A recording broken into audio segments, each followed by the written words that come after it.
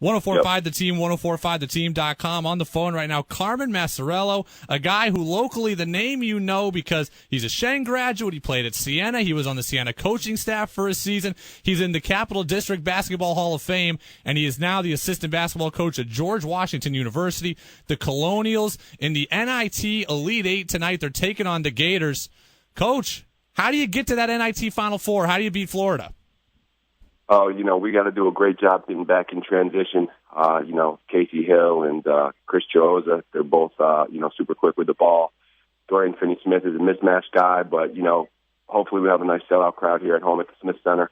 Got the first ever win for GW in the NIT this season at home in the NIT. Last year was their first ever NIT win at Pittsburgh or the ACC. So, we're battle-tested. We beat Virginia at home, and we just got to show up and play GW basketball, establish our inside game, and be able to stop them in transition will be key. That game tonight, 7 p.m. for the rights to go to the NIT Final Four. You guys will take on the winner of Georgia Tech and San Diego State. So, Coach, for guys that are watching tonight, George Washington basketball for the first time, how does your team play? Are you running gun like the Golden State Warriors? Are you going to slow the pace down? What are we going to see tonight? We'll be kind of a hybrid by, play through the high post some with Kevin Larson, who's from Denmark. Great player, probably our best passer. Tyler Kavanaugh, a local Syracuse guy. We'll get him the ball and some isolations at the high post and at the low block as well. And then Patricio Guarinos from Argentina, Argentinian national team player. Yuta Watanabe, a sophomore from Japan. He should be on their national team. And then Joe McDonald's our point guard. We're a tough team. We like to, look at mismatches. We'll run a lot of sets in the half court. When it is there in transition, we will push the ball and look to go inside early and then kind of play off of that and, try to mess you up a little bit on the defensive end too with some 1-3-1 and some 2-3 and, some man-to-man. Coach, your goal going into the season was to get this team to the NCAA tournament. Unfortunately, that didn't happen. Was it tough to get your guys up and excited to play in the NIT tournament? No, these core group of seniors, and then we got a grad transfer, Alex Matola, who graduated from Dartmouth in 3 years. These guys are hungry kids.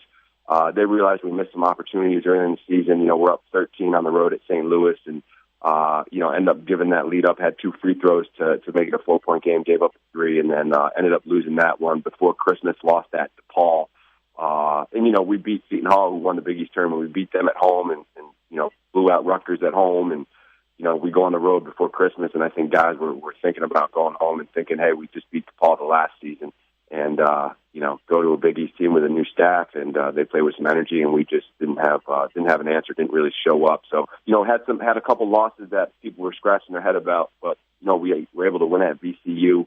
But these guys want to keep playing. These guys, they don't want the season to end. They're the ones that put GW basketball back on the map when Coach Lonergan first got this job here. And, he's really preached them about just leaving their legacy, and they want to do that. They want to get to the Garden. They want to be able to at least hang a banner saying we're NIT champions. Carmen Maciariello with us on 1045 The Team, 1045theteam.com. Brady and Gaz here in for Levac. Carmen Maciariello, the Shen grad, a Siena product. He's done everything locally, Capital District Basketball Hall of Fame.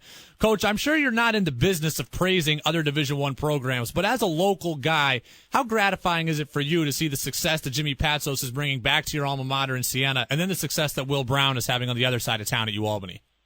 Oh, love both those guys, both good friends. We get text messages, weekly basically from each of them, and we stay in touch. Love what Jimmy's done there. He's playing fast. He's got some nice talent. Nico Clareth was a great kid. He's still using his Baltimore connections from when he was at Loyola. Great staff. Another local guy on his staff, and Lou Jordan. It's just fun. People are spoiled in the Capital Region. With 2 great college basketball teams and great high school basketball, and I don't think a lot of them realize it. Carmen, I'm the resident Jimmer Fredette homer on staff. You coached Jimmer when he was with the City Rocks. It's another thing locally you've had your hand in. How good is Jimmer, and why can't he make it in the league? Because I don't understand it, to be honest with you. Oh, Jimmer's great. I mean, I tell everyone the story, and I even preach to our guys here.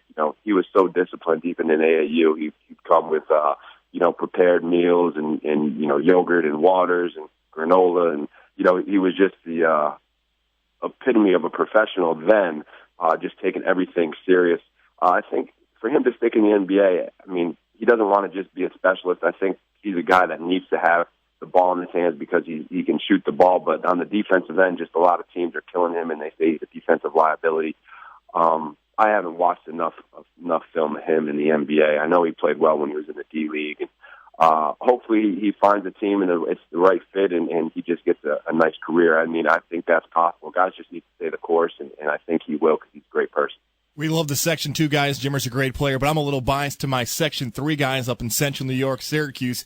You touched on Tyler Cavanaugh, one of your star players, same high school. Janesville DeWitt is Dajuan Coleman, Brandon Trish, Andy Routens. But you also have another guy on your team from the West Hill Warriors, my high school rival in Jordan Rowland. How are you getting all these Syracuse guys to play at G-Dub? Coach loves, guys kind of off the beaten path, off the radar. Jordan was a probably under-recruited kid, even though he won a state championship there at West Hill. Great kid, good family. Coach kind of zeroed in on him early and, had him down to campus and just liked his character, liked his work ethic. He's played in spurts this year. I think, he stays the course, keeps finding in the weight room and kind of learning the offense. He's still got to make that adjustment. It's tough to go from, Class B high school basketball to, Atlantic 10, we don't even consider ourselves a mid-major. I mean, we've beaten a bunch of so-called high-major teams from BCS conferences. So, it's tough to go to a team that has two national team players on the wing, and you're trying to get spot minutes. So you can't really make many mistakes when you get in there, and then you got to be able to, be ready to go right from that time you step on the floor. And he's still kind of making that adjustment. Carmen Maciariello, George Washington assistant basketball coach, Albany native with us, 104.5 The Team, 104.5theteam.com. Brady and Gaz here in for Levac. Guys, we're getting away from Section 3 guys. We want to know about the Section 2 guys. And Coach, look, this year alone, we got Kevin Herter. Last year, it was Joe Cremo. Before that, it was the Jimmer Fredettes of the world and the James Thomases and the Andy Robinsons. And now we heard from Brian Ferruccio at Albany Academy earlier in the week that you guys may be interested in Hamir Wright from Albany Academy. We won't ask you any questions about him specifically, but just the Capital Region talent, how has it continued to evolve over the last several years? So it's been great. It's funny, back when I was, 9th, 10th grade, I was a guy that wasn't even on Division I schools' radars. I had local high school coaches telling me it's so tough to go Division I. The only guys at that time, Terrence Durham, Tony Weiss, Kashif Hamid, those were like the three guys that had gone Division I. And you had a guy named Joe Tremark, who was a great player at Colony, ended up going to Quinnipiac when they were Division II. So a lot of the high school coaches in the region were like, hey, Carm, you're a good player. Why don't you go Division III and try to be an All-American or go Division II? I visited St. Rose and Brian Geary, great guy, another great local product there for basketball. And, I wanted to play against the best and prove I could do it. And I was able to do that through Jim Hart and the City Rocks and just they were able to build that platform there. And there are hungry kids in the Capital Region who want to work on their game. And there are skill development guys now, with Steve D'Agostino, who's another local guy who played at Gilderland, who had a great career at St. Rose. And, it's just kind of elevated. And these platforms now with the means and the resources and the facilities has helped in the Capital District grow. But still, I think you got to get out of that small Capital Region mindset. I still think there's a lot of people that are kind of stuck in that. They'll see a kid have 30 or 20 in a game, and they'll see that he scored against, whatever level of competition it was, but they won't see how he scored those points, whether it's with an IQ or a great pass or, being able to make an open jump shot or having good footwork off a screen. I mean, people can play anywhere. I think you have to be able to recognize that talent and put it in the right kind of situation. So, the Capital Region has continued to grow basically because of all these great resources and all the good people there in the Capital Region that now are starting to believe more in their student athletes. I mean, like you said, James Thomas and Taylor Battle, we didn't mention him, and Mark Lyons. I had the pleasure of coaching all those guys. I think that was probably when the talent was the best then.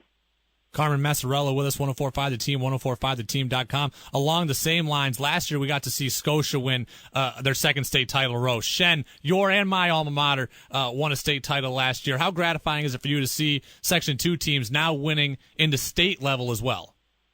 Oh, no, that's great. I mean, it's funny, Shen, the last time they had won a section title was 96, the team I played on, until last year.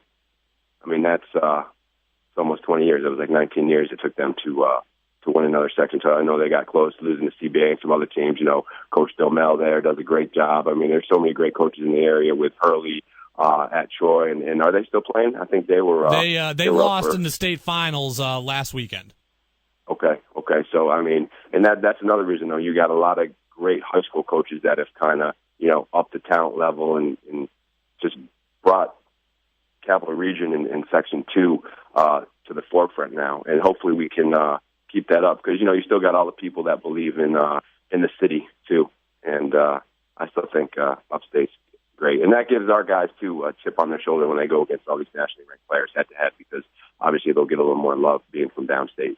George Washington basketball coach, assistant basketball coach Carmen Maciariello with us, 104.5 The Team, 104.5theteam.com. Brady and Gaz in for the back. An Albany native who's doing big things with the Colonials. He's got the Colonials one game away from the NIT Final Four. They'll take on Florida tonight, 7 p.m. You can watch that game on ESPN2. Coach, best of luck. Thanks for being with us. Appreciate your time, guys. Thanks so much.